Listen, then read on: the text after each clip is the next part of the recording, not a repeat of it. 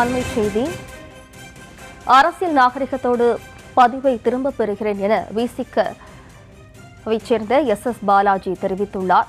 திமுக பாமக கூட்டணி குறித்து பேசிய செல்வ பெருந்தகைக்கு கண்டனம் தெரிவித்த விவகாரத்தில் நிலைப்பாட்டை விசிக மாற்றிக்கொள்ளும் என்கிற தோற்றத்தை திணிப்பது நாகரிகமற்ற அணுகுமுறை என்று தெரிவித்திருந்த எஸ் பாலாஜி தனது கண்டன பதிவை திரும்பப் பெற்றிருக்கிறார். தொடர்பான அண்மை செய்தியை பார்த்து வருகிறோம். அரசியல் நாகரிகத்தோடு பதிவை திரும்பப் பெறுகிறேன் என விசிக எம்எல்ஏ எஸ் பாலாஜி தெரிவித்துள்ளார். திமுக பாமக கூட்டணி குறித்து பேசிய விவகாரத்தில் செல்வ பெருந்தகைக்கு கண்டனம் தெரிவித்து விசிக எம்எல்ஏ எஸ் பாலாஜி கண்டன பதிவை பதிவிட்டிருந்த நிலையில் தற்போது அதனை நீக்கியுள்ளார்.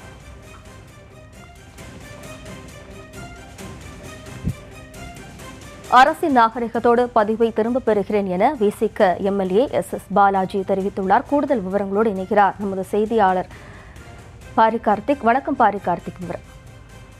வணக்கம்.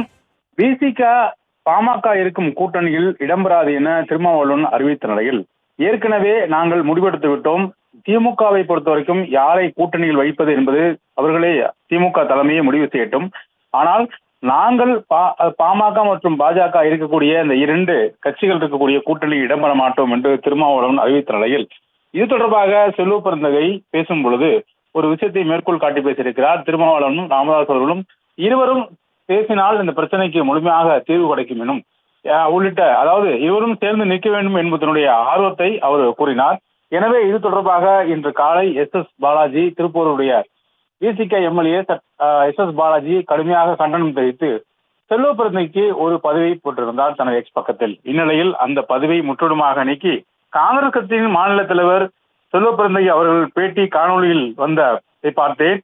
அதன் அடிப்படையிலும் அரசியல் நிலைப்பாடுகளில் தலைவர் எழுச்சி தமிழ் இன்றைக்குமே நேர்மையான செயல்படுவார் என்ற நிலையிலும் அதற்கு கேடு விளைவிக்கக்கூடியதாக அந்த பதிவு இருப்பதாக உணர்ந்து எனது தனிப்பட்ட கருத்தை பதிவு செய்ய என்றும் எந்த நிலையிலும் தலைவர் எழுச்சி தமிழருடைய நிலைப்பாட்டுக்கு கேள்விக்குறியாக்குவதில்லை என்று அந்த அப்படிப்பட்ட வெளிப்பாடு இருந்தால்தான் நான் இப்பவாறு நான் பதிவு செய்தேன் தெரிவித்திருக்கிறார். மேலும் என்னிடம் தொலைபேசி வாயிலாக செல்வ பெருந்தகை தெரிவித்தார். அதையும் அவர் மேற்கோள் காட்டியிருக்கிறார்.